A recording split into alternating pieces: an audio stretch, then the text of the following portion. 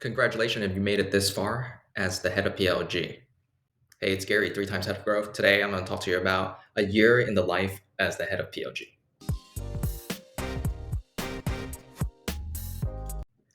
You've gotten this far. This means your company is really investing in your PLG strategy, so it's worth celebrating. And in this 1 year mark, it's really a roller coaster journey. And for me, it started with a beginning where it's full of optimism and hey, we're gonna launch, we're gonna kill it, we're gonna hit it with a bang. And because the company I was working for was invested by OpenView partners, so there was this huge belief that the product-led growth is gonna work.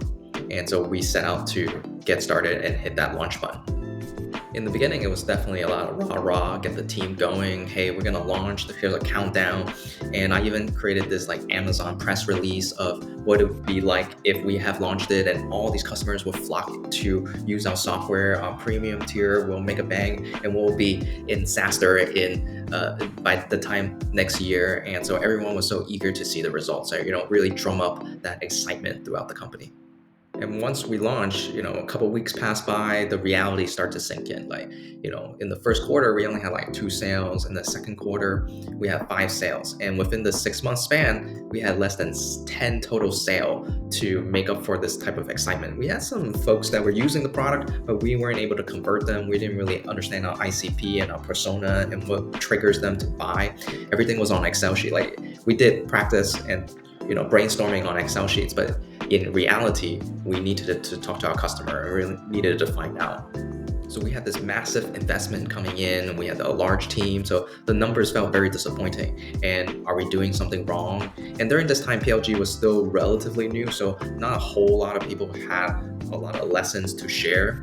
And so doubts started creeping, are we gonna figure it out? It definitely felt like a little bit of imposter because I was saying, hey, rah, it's gonna work. And it just felt like, is it? It's like, and then things become a little uncertain, like how long is the company going to continue to invest in PLG? Of course, you hear like little whispers here and there. Are we doing the right thing? Are we taking the resource away? What about team morale? Like folks are, hey, we spent all this time preparing for this. Why are we still going deeper into this? Or what does people feel like? Are they wasting their careers? Is there team alignments and certain personality become more of a conflict?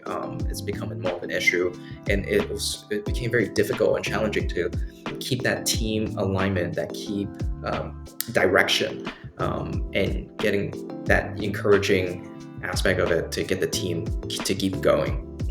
I think throughout the year, this was definitely the most challenging part of it, the alignment, the morale, the encouragement, getting people to continue down this direction. And it's really about communicating every single thing from trends, analysis, things we have learned, and opportunities, and every nook and cranny, just like everything needs to be communicated and be transparent that, hey, we're going nonstop trying to make it work. And that kind of effort level is what makes people still want to believe. Eventually, things started to go our way. It wasn't until Q3 it's starting to fall in place. And because we really stripped down the investment and we started to do more things that we didn't scale, we do less things, and we really focus on doing sales and upsells and reaching out to customers and asking them and what are some objections and overcoming those objections. So I began to do more sales outreach myself, trying to be at the front line and learn as we went. And that experience really taught me that as part of the PLG team, you have to be very multifaceted, which is like you got to think like a product person because you're always thinking about scaling and what you need to do. You also need to think of yourself as a salesperson because right now the snowball is not going and you need to roll that snowball down. You need to put on your salesperson hat and figure out what makes people want to buy, what are the objections and how you overcome them, and what are all the resources the team needs to close some of those sales deals. And because it's a PLG motion, a lot of it is customer success and making sure that people are activating.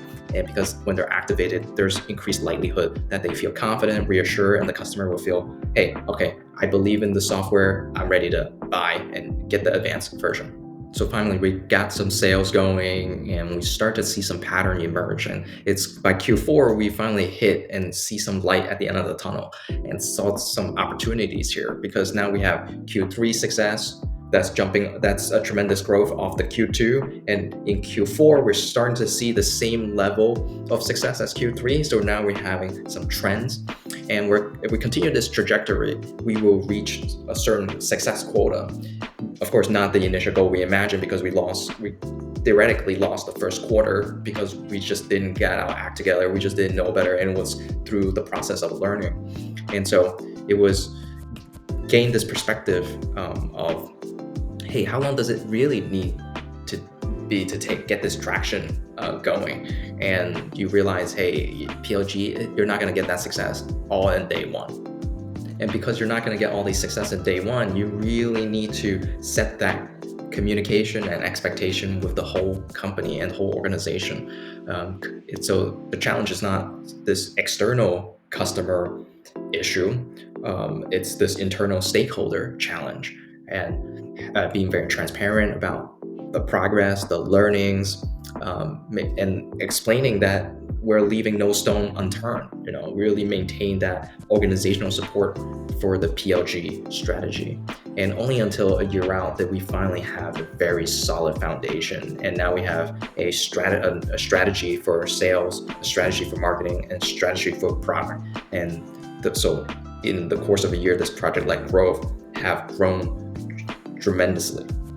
If you've gotten to this far, definitely you are figuring out how do you manage your emotion. And of course, being in front of the computer all day, you're not going to solve all these problems.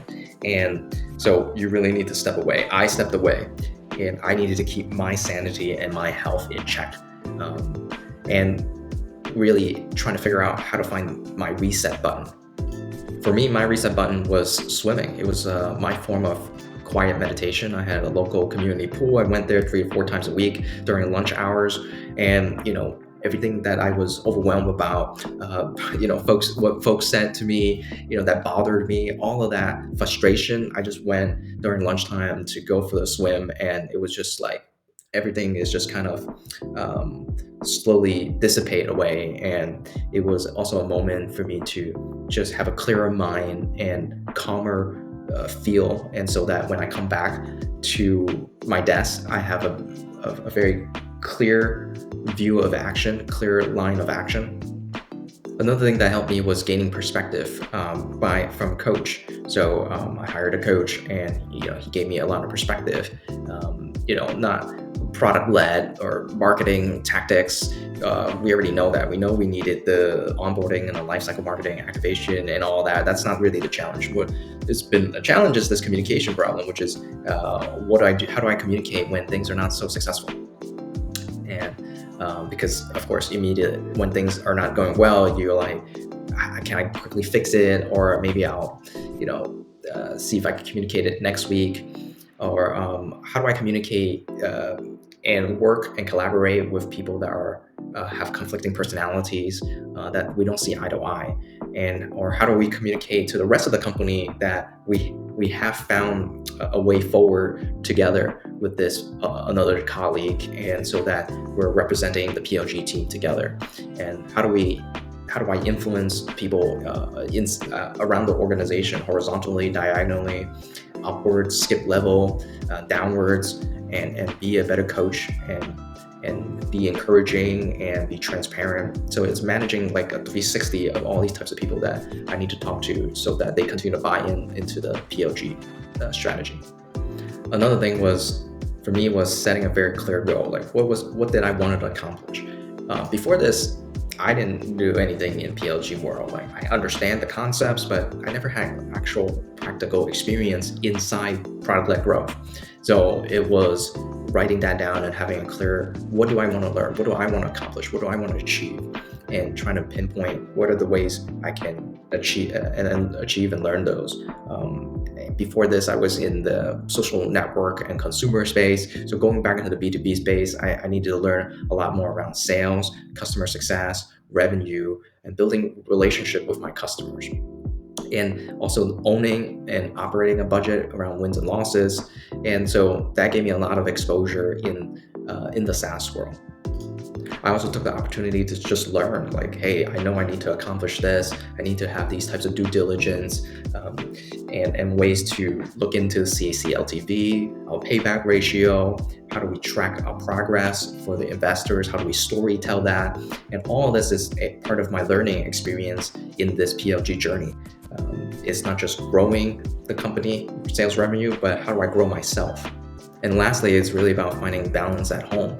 1 year might be very short in the professional world, but it can also feel very long. And during that year when I was doing this PLG journey, I was also moving through cities and dealing with some of my family health challenges. So it was a lot of learning in life and having outlets like my partner, my family, a support group, a therapist, friends, and also ways to cope through meditation and swimming, and just reflection helped me keep my sanity and keep me calm so that when I do get online, I'm able to lead with a more clear mind.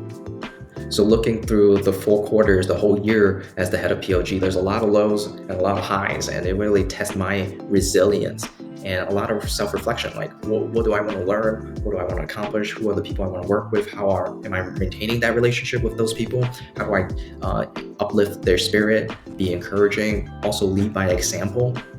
And all of this is part of being a head of PLG, and learning from that is a big part of it. Communicating with the organization and also finding balance with myself as I navigate through this. Follow me on growthwithgary.com, or feel free to subscribe here to learn more about how to execute PLG, lead and operate and launch and be successful in SaaS.